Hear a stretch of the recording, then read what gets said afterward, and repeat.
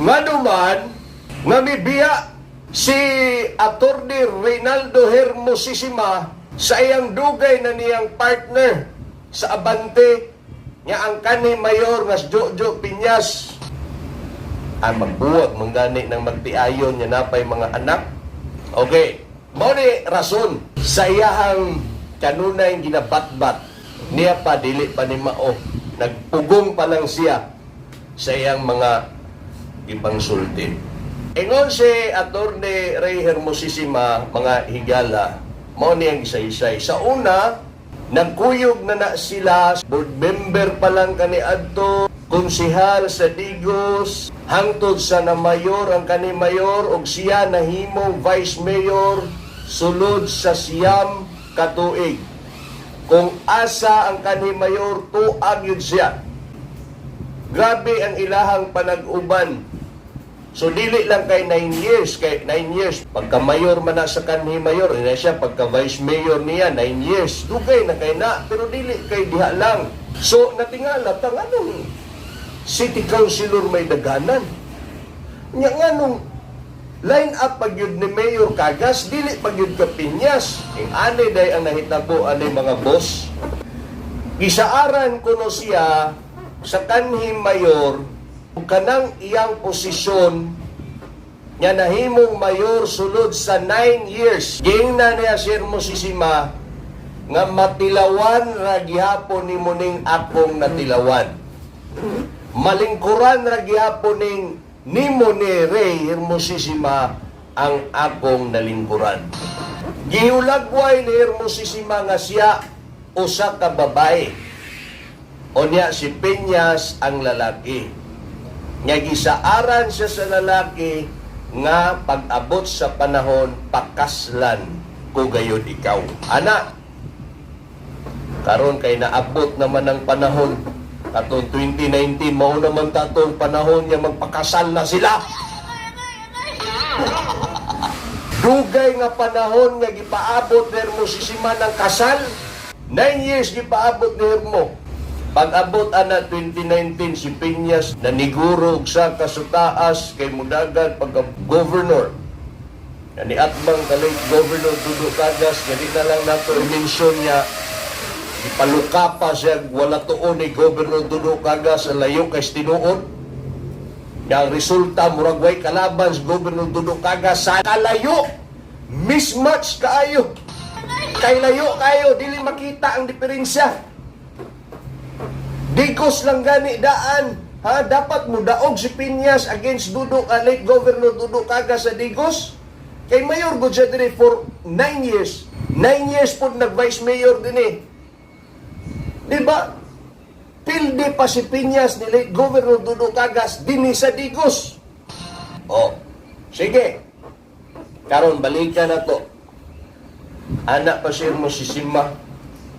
Gingnan daw niya ang lalaki nga, si Piñas, asa naman ang imong saad niya, imo kong pakaslan. Ingon daw si lalaki, gisikaran ko no, awa na ko ganahin mo, kay naanak ko'y ganahan, si Dindin Llanos.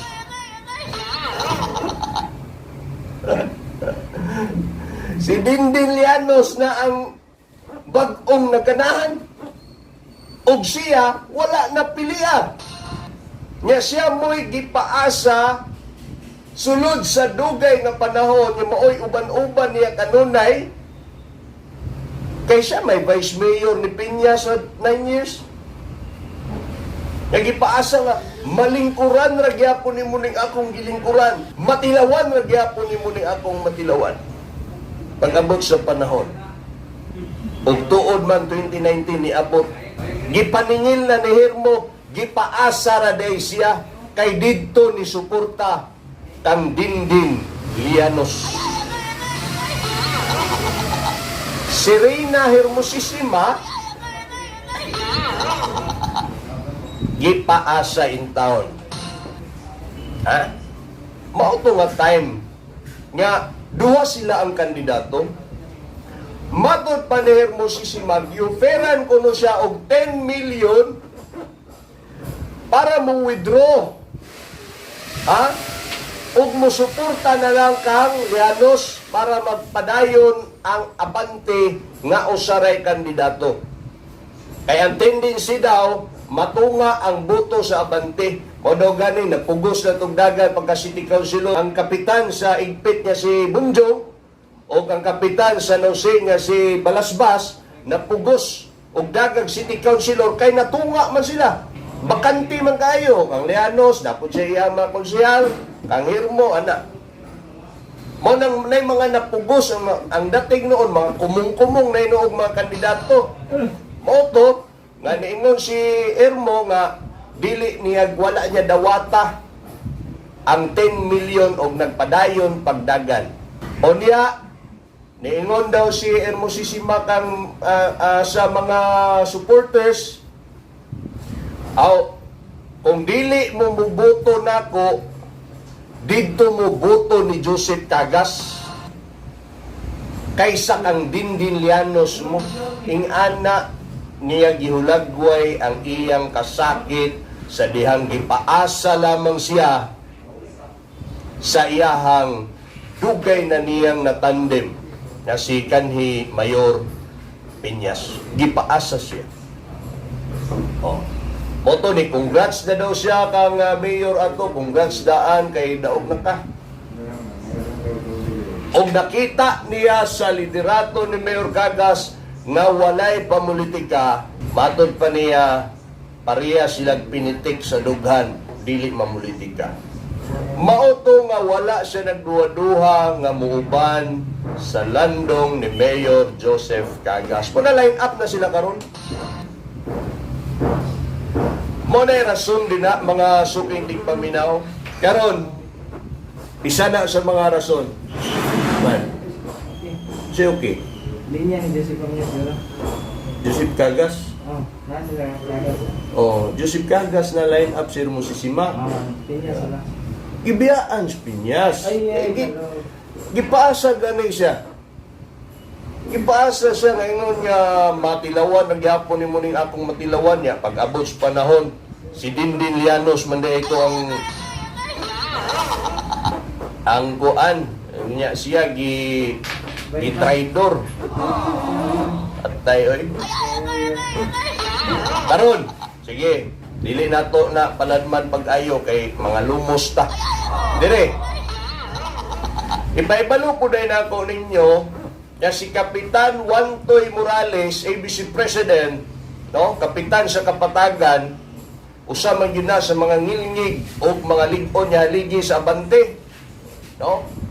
Nag-ingon niya wala siya'y utang sa mga politiko, wala siya'y utang sa Pangpinyas, wala siya'y utang sa mga Bautista, o first time in history nga mo suporta siyang Cagas gikan sa ulo hangtod sa tiil. Ikaw muna. O gipamatud-an ni Kapitan Wantoy. No. Gipamatud-an niya ni. Kay kagahapon lang ni atubang si Kapitan Wantoy Morales, bit-bit ang mga kapitan sa Digos. Isa na siguro'y wala. Si Kapitan Bukol ang wala dito. O siguro ang kapitan sa Zone 1 wala po dito. Dito. Ni-explicar si Wantoy Morales kang Governor Mark Cagas kung naa may butang wala ay pagkasinabtanay sa mga milabay nga mga kapanahunan, matod pa niya na ngay siya pasaylo kay politika lamang kadto. Pero matod pa ni Kapitan Wantoy, wala siya'y kasuko sa mga Cagas. To make a long story short, ginawa ni Governor Mark Cagas si Wantoy Morales. Meaning to say, kauban na nila si Morales. Sa dugay nga panahon niya dili man gina kauban. Maglisod manggitag pangampanya ng Kapatagan kay dili man ato si Wantoy. Si Wantoy mulihok man gyud na. Lisod kayo pildihon ang Kapatagan mo bitaw gani kadaghanan pilde gyud ta sa kapatagan. Pero karon kauban na nato. Mibiya na si Wantoy kang Piñas. Timan-in ninyo din gingon ni Wantoy Morales, siya mingon, dili siguro ikasakit ni Piñas kung di ta mubutar niya. 9 years na himong mayor, 9 years na himong vice mayor, 9 years na himong board member, para unsa pa. O, mo na ingon ni Wantoy ha, para unsa pa.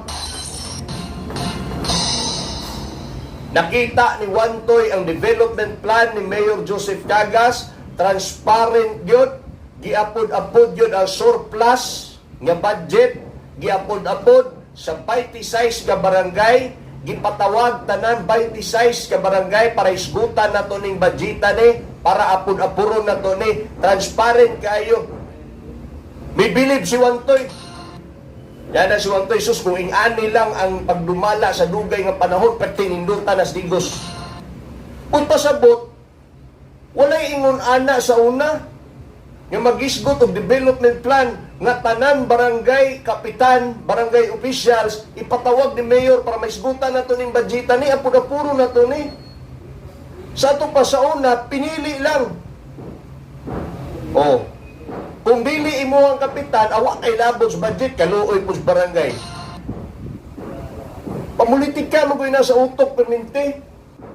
Ang nakatuna na ko late Governor Dudo Cagas, tanang kalihukan pamulitika. Basta naa ka sa politiko man ka, tanang move nimo politics yun na. Pero naiduha ka klases politika yun. Dautan o sa minaayo. Katong gihimo ni Mayor Cagas nga tanan gihugpong niya para maisgutan nato ni surplus ay para mabahin-bahin nato ni pamulitika gyapon na, pero sa minaayo nga pamulitika.